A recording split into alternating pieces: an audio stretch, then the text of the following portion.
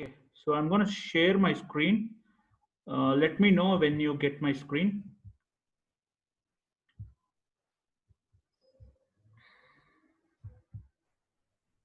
Okay. Hey guys, let's do the lab on VPC. I mean AWS VPC. Okay. So VPC, for example, if you join any company, if they are looking for a cloud infrastructure, the first thing what we have to do is VPC. Okay. So you have to configure VPC. So VPC is nothing but it's a virtual data center on AWS. Okay, and by default VPC is regional. Okay, so for example you're in Mumbai office, so if you're going to configure VPC, then that particular region, I'm going to say Mumbai is a region. Meantime, the VPC, whatever you're going to do, that also a region. Okay, it's not a global. Okay. So, but a region, yes, we can have multiple VPC in a single region. Like, see, for example, you can create multiple VPCs, multiple VPC in a single region. So that is the beauty of VPC. And let's talk about the practical, because I'm not going to talk about the theoretical here, because it is a big concept where we need at least 2 days to cover it. I'm to say at least we need 2 hours to cover the theory. So basically, what I will do is I will show you how exactly the organization works on VPC. Sorry.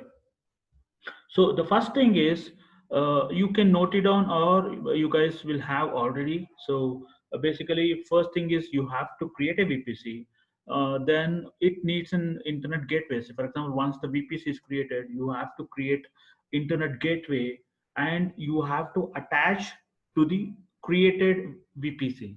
So once you attach, make sure that you'll create public and private subnet, and once that is done, you have to create a NAT gateway. So basically NAT gateway you have to do because for the internet, once you see basically, um, you have to assign a public subnet for NAT gateway using EIP, okay, elastic IP address. And once that is done, you have to create a routing table. Okay, so that I'm going to show how exactly we can do uh, here. Okay, so what we can do is, since I don't remember the user ID and password, let's do it this way. Okay, guys, I hope you guys are using MFA, so that the account will not get hacked by someone. Okay, so make sure that you will enable MFA code for your account, for your root account, to avoid hack. Okay, so nobody can hack your account. Make sure that you enable it in case if you're not enabled. Okay, so one sec guys, I'm just putting this code. Okay, so this is what my screen looks like. So basically what I'm going to do is, first thing is I'm going to VPC. So here you can see, so the region is Mumbai, and it's a region specific. Okay, so first thing is go to your VPC. Okay, so so the first thing is you have to create a VPC. So in this case, I'm not going to use my default VPC, which is here. You can see default VPC. Okay, so create your own VPC. So my VPC, that I will call it as my VPC. And Cider, basically, Cider is nothing but it is basically a classless inter-domain routing. Okay, basically this Cider is used to allocate IP address within a network. For example, you want to like it will give exactly how, see basically if you want 250 IP, so if you assign the Cider, so basically it allocates the IP address. Okay, it allocates the IP address within a network. Okay, so basically we will use Cider blocks to make a mark a range of IP address for each subnet within a VPC. Okay, and the VPC itself would have a CI Cider block that lists all the IP address available with it. Okay, So whenever you're creating VPC, you have to provide CI CIDR range. So basically CIDR range, which is nothing but the network range. In general, if you in your organization, definitely you have a network admin where he or she can provide you the IP range. So if you ask them, they will give you the IP range. So that IP range will be your CIDR. So CIDR IP range will be given by the network admin, and you have to create based on that. Okay, so in this case I'm going to create a 192 series. Okay, so let's select 192.168.0.0.16. That is my CIDR range. Okay, so basically we calculate to like the formula, right? So basically we have to use the formula to know the range. Okay, so that formula definitely it is 2 power of 32. Okay, so if it is 32 means minus 16. So based on that you'll get an IP. That also I will show you how exactly the range comes. Okay, in this tenancy I'm not going for dedicated because that is the cost involved. So I'm going to use tenancy as a default. In your organization you can use dedicated one. Okay, so create it. So once it is created, the VPC is created. Okay, so what is the next step? So once the VPC is created, so we have called as my VPC, and we have given the CIDR as 192.168.0.0, which is 16 range, and I've given no IPv6 because we are using IPv4. Okay, and tenancy I've given default. Then I have created my VPC. Okay, so second is I will create the internet gateway. So basically it has a step to create VPC. Okay, so first thing is I've created VPC. Then I will create so internet gateway. So I will name it as my IGW, my internet gateway. Okay, so create internet gateway. So internet gateway cannot be used.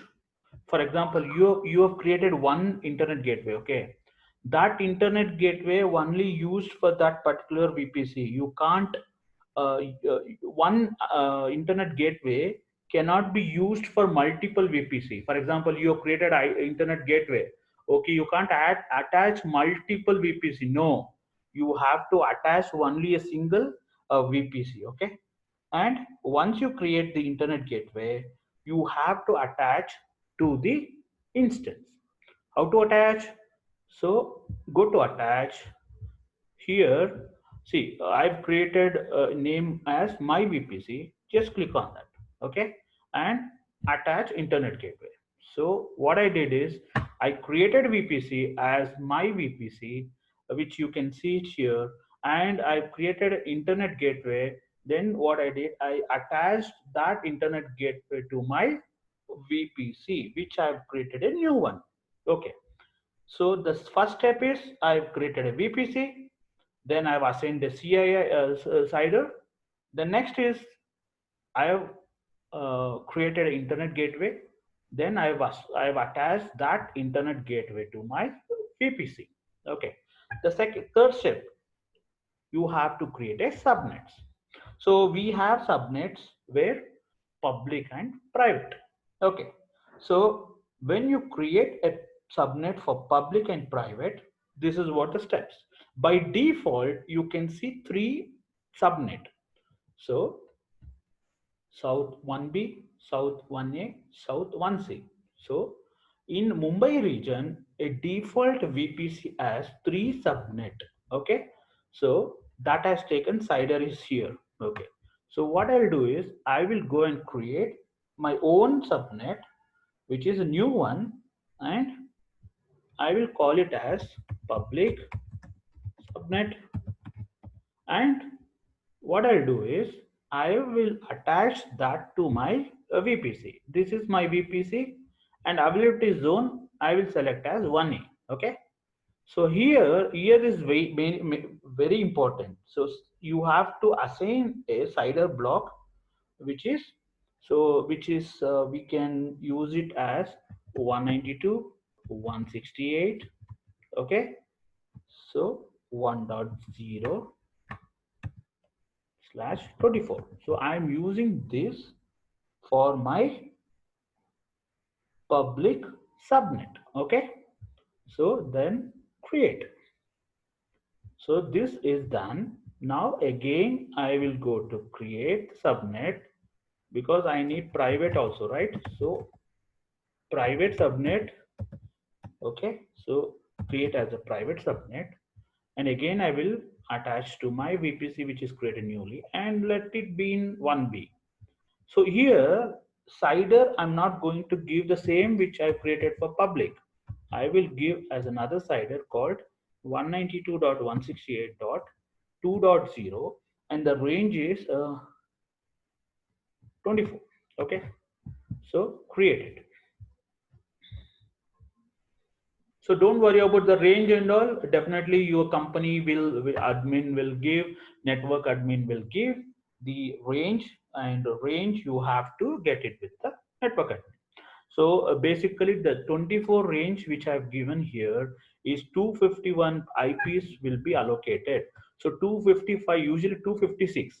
So five IPs are reserved. Okay, so that cannot be used for our listing. See, basically the first one, for example, 192.168.0.0, and basically five reserved IPs within subnet. For example, you created one subnet, the first five subnet for five IPs are reserved. Okay, so one is used for example, one is used for the network broadcast address, another one is used for reserved by AWS for future, and reserved by AWS for DNS, reserved by AWS for VPC router, and it's a network address. Okay, so basically that we should know.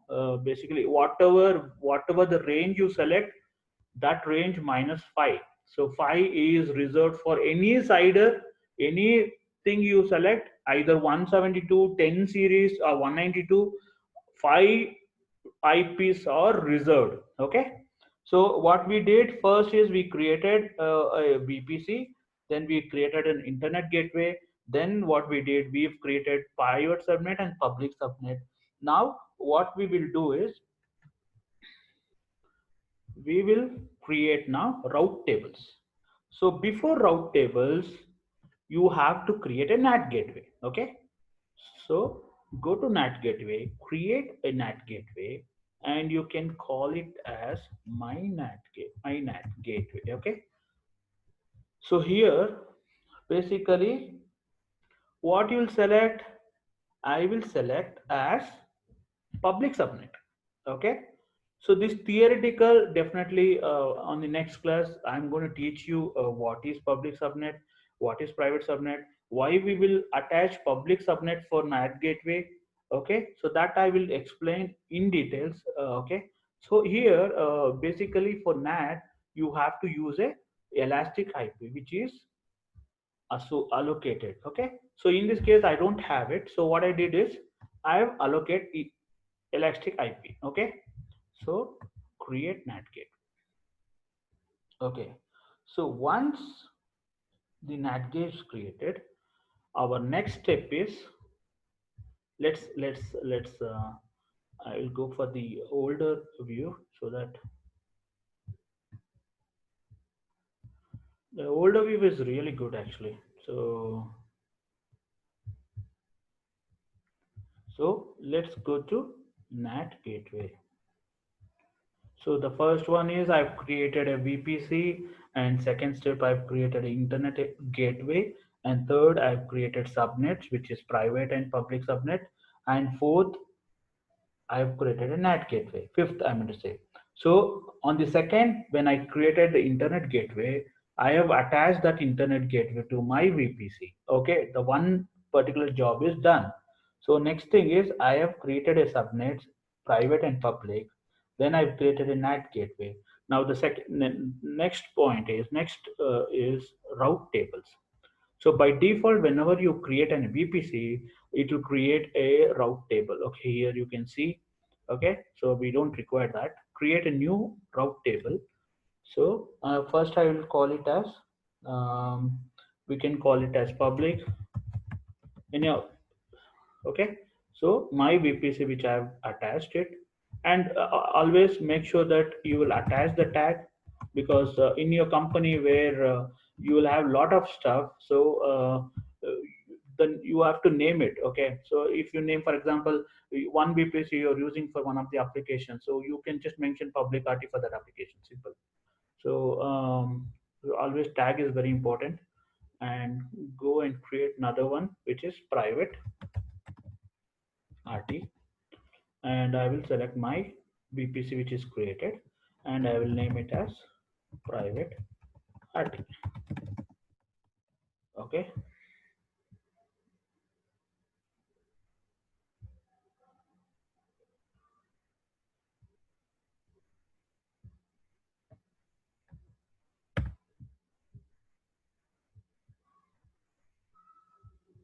Okay. So this is done. Okay. And now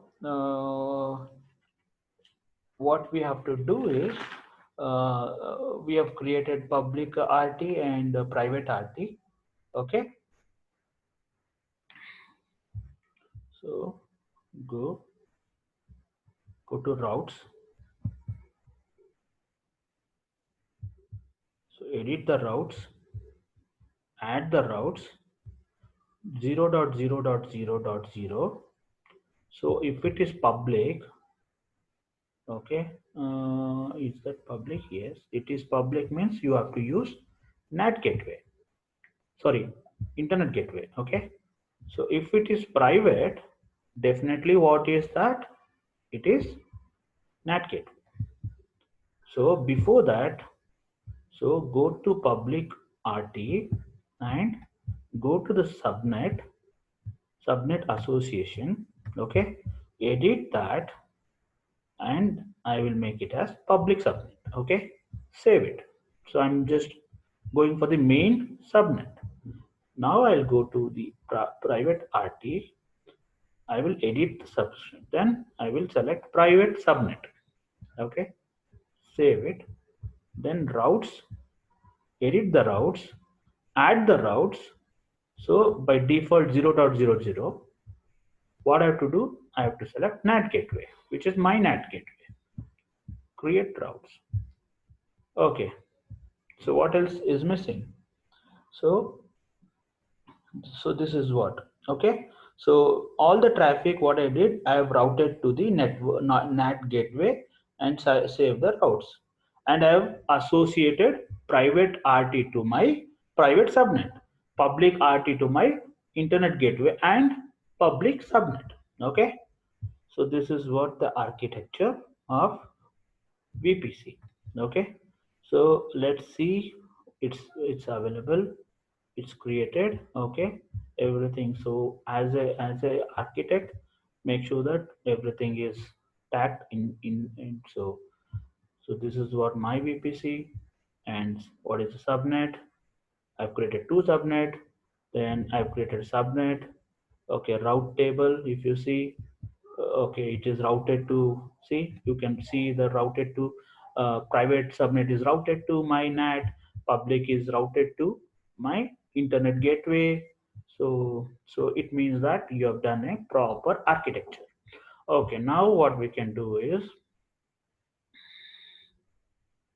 basically the private is required because in an organization, you have to restrict, right? So when you use jump server, that is a public, and when you use the private, that is your server. So basically we can try, guys, if you're, are you interested with Linux or Windows, guys? Windows. Windows, you want Windows or Linux? Okay, let's do for Windows, then I will show you Linux. Okay, so select a Windows server and click on next. So here I will select as my VPC. Okay, my VPC which I have created it. So for a jump server, you need to have, when you're connecting from the internet, if I select the private subnet, definitely you can't connect to the private subnet from the internet. Okay, so to connect the private subnet from internet, what I have to do, I have to create a jump server which is public subnet. So yes, I have to allocate the IP. Okay, and this is all not required. Add storage, add tags. Let's call this as, guys, always make sure that you have to use the tagging in your organization. If you're not using the target, if you're not using the tag, definitely you will get confused and definitely you will break all the things. Okay, in this case, I have created a security group. Okay, default. Let's create a new security group. Okay, otherwise, let's do one thing. I will go to my security groups, and let's create a security group from there so that we can use the newly created security groups. Okay, just go to the security groups.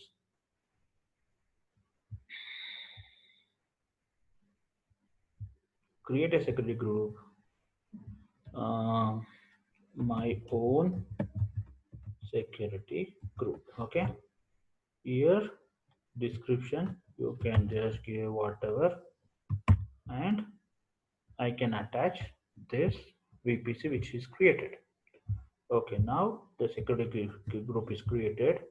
I need to add the rule, so I'll copy this. Okay, just go to here. Okay, this is already created. What you do is go to security groups.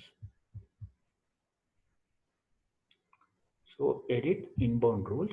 Okay, add a rule. So for example, first thing is I will add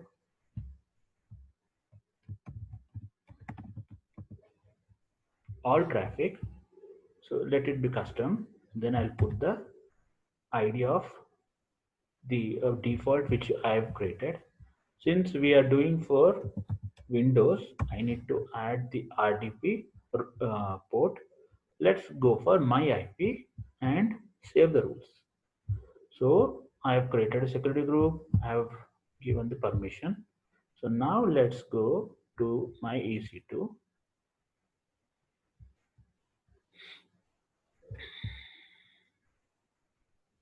Launch EC2. Here, go to Windows 19 server. Select the configuration. So here I'm going to select VPC, and here I need to select public because I need public for my jump server. Then I'm going to use that and create a private server. Okay, so that I will show you guys. So here name it as, and Windows jump server. So jump server can be common. Okay, it can be common for entire anything, like any server. If you do jump server is common. Okay, only the private server which is changes. So my own ST, okay, which I have created just now, and create view and launch it. So here I have created my own VPC PK, the key pair. You can create it. Okay, so launch it. Now I'll go for the instance. One thing is I've created T2 micro, which is AP region 1. Again, I'll launch it. Now I want to connect my private server. So I will create another server. This is my actual server, which I'm working in an organization. So my VPC, now I will select as private subnet. Okay, guys, allocate assign public IP. If I enable, then there is no point of create private subnet. Okay, it should be always disable. Okay, don't ever enable, then the architecture is completely wrong. Okay, so because I am connecting jump server with public subnet via internet. Then from the public subnet, I am accessing the private subnet. Okay. So now I'll call this as Windows private server.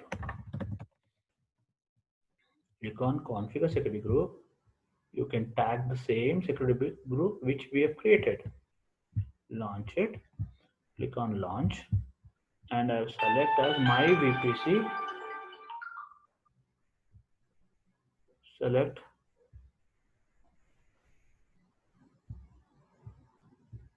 launch VPC. Okay.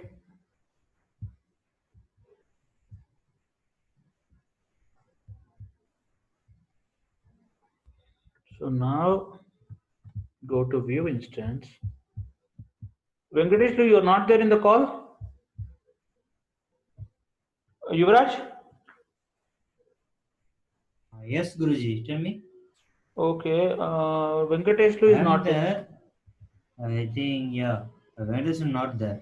Venkatesh said power gone. Okay. Okay. The VPC is created. Only thing is, let's launch it. Okay.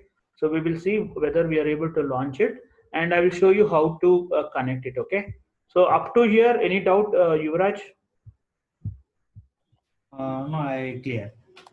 So to get here public DNS, okay. So go here, go to VPC, and go to your VPC. Okay. When you go to your VPC, here you can see, go here and go to the DNS host name, enable the host name, then you will get your DNS host name. Okay. So go to my instance, my EC2, and here you can see now which is running. Now you can see here, you can see, right? So now what we can do is, I will connect to the server. Okay. Oh, DNS only enable, no, then I will be get the public IP address. Yeah, that is not required, but uh, it is okay. See, my architecture is right because I am getting a window screen for the password, right?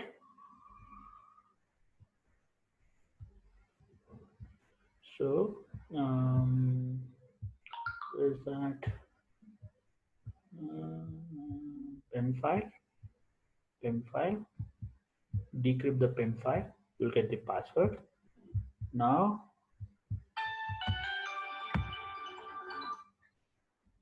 so this is connected. Correct, right? So it Yes, now it's means connected. your server, your architecture of VPC is successful. But how to make successful?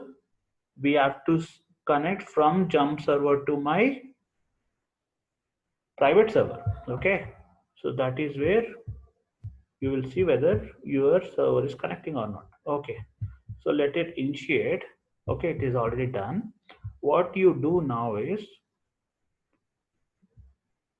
connect. So let's do one thing, get Windows password. Okay. Decrypt. So make sure that you need to have this IP address. Okay. Private IP. Copy this private IP. Okay. Go to the instance. Go to the run and type mstsc. Okay. So to take the private server, put the IP address of the particular uh, server. Now the architecture is proper. Now you put the password as administrator as an ID. The password definitely you got it here. Okay, copy this and go to here and paste it. Okay, if you remember, it will remember and it will not ask you any password. Okay, so now let's see.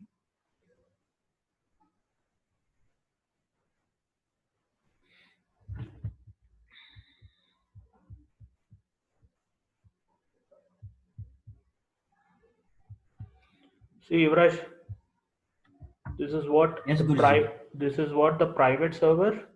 Okay, if you see my private server and public server, I'm able to attend both. This is the jump server is 13.250, 234, 213.12, and 192. If you see 192 is always private. This is Private. public. So public is always will not come in 192 series, 172 series, 10 series. It gives a this is all public. How to differentiate? For example, 192 is my private server, private IP. 172 is my private IP. 10 series is my private IP. Other than that, all are public IPs. So 13.234, 213 is my public IP. So here Yeah, see so if 13 is a public and a 190 is a private. if I go here, okay. See, now I'm in jump server. If I minimize, if I open this, now I'm in a, okay. So Private server. this is what connecting to the in organization, everyone uses this way only. For example, you are in one office, your client is in US or anywhere. So first thing is the engineer will connect to the jump server, and from jump server he can what we can do is so basically go here private server, okay, and in the action, okay, connect and download the remote file, go here, show in the folder, copy this, okay, just copy this and go to the jump server and so paste it, okay. So this is where, so now what I'll do is I will close this, okay. My private server is closed. So in an organization what we do is I connected to my jump server. Now I will keep as like this. I will rename this server, okay. Anything, for example, Windows private server, okay. Okay, so you know this, for example, you want to connect multiple servers, but you want to connect to this server, so just click on that.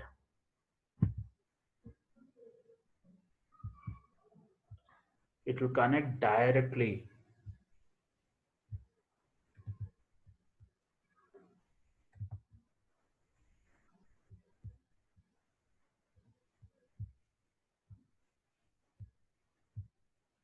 See, without password, because I saved the password, right? See, Yuvraj. Yes, Guruji. It's Okay, 100% now correct. what I will do is I will Okay. show you one more thing. Endpoint, as you know, because I need to install one more server, I need to install all the AWS. Endpoint is nothing but, for example, in an organization, we don't want to that particular server to connect to the internet. Okay, so basically, since the NAT gateway is already attached to the particular EC2, I mean to say to the VPC.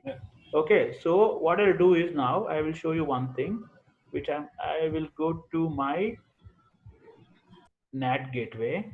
Okay, so basically I want to restrict them who are using the server, administrator or anyone, they should not use my internet.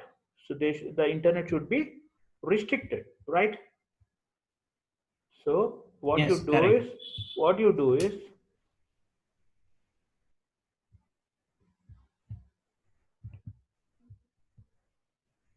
so here I'll go to the private route. I will delete this, okay, save the routes. Now if I go to my instance, okay, so I will close that and open it. Now if I type google.com, which is internet site,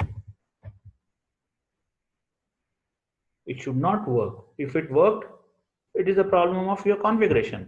In an organization, when you get such a type of issue, you have to see the routing tables. Okay, someone has removed the routing tables. See, so this is what you got it right. See, it's not working. Yes, I got it. When I go and ping, it will not ping because I've blocked the internet. I mean, it's the NAT gateway. I've removed the NAT gateway. It will not route. Okay, so this is what the concept. In order to overcome this, basically when you join a company, you want to access only. For example, you are in a banking sector, SBI or Canara Bank or HDFC. When you go and work on their organization, if you open that particular site, it has to open only their intranet sites, not internet sites. So that also you can do it. But basically, why we have restrict, because we should not use sometimes. For some of the servers, the internet will not be there. Only the special services. For example, in this you can enable AWS services. Uh, uh, that is called, what you called, endpoint. So for endpoint, you have to create an endpoint. Then you have to provide a role for the particular EC2, and you can access whatever the service you have given. For example, you have given S3 access, so that particular user can access S3 and can use the AWS services. So that is a simple topic. So one sec.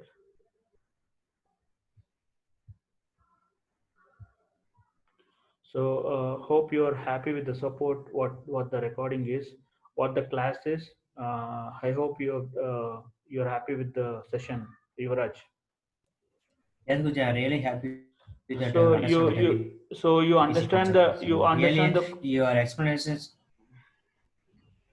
yeah, tell Yeah, me. your explanations are very good. I really understand the concept of VPC concept. Thank you so much. Thank you so Thanks much. for conducting that lab. Thank you so much. It's my pleasure to help always. Sometimes we have to go in depth to know, but so as of now, what I did is how to create a VPC and how to create an infrastructure. So how to connect from the public to the private, where hackers can't access this particular flow. Okay, because of that only we restrict public. Okay, so we use NAT gateway to avoid someone who hacking the subnet. Because of that, we are using NAT gateway. It comes near from the internet gateway to the NAT gateway, and it will stop. It will not allow to your database server or whatever the servers. Okay, got it right? Yes, Guruji, got it. That Thank NetCat you. is very important because NAT, no one can access the private server, private private, subnet. correct. So the NAT gateway earlier, basically some years back, instead of NAT gateway, people were using NAT instances. Okay, it is kind of a software where you have to go each and every instances. You have to install the NAT instances, then you have to configure. Now the AWS have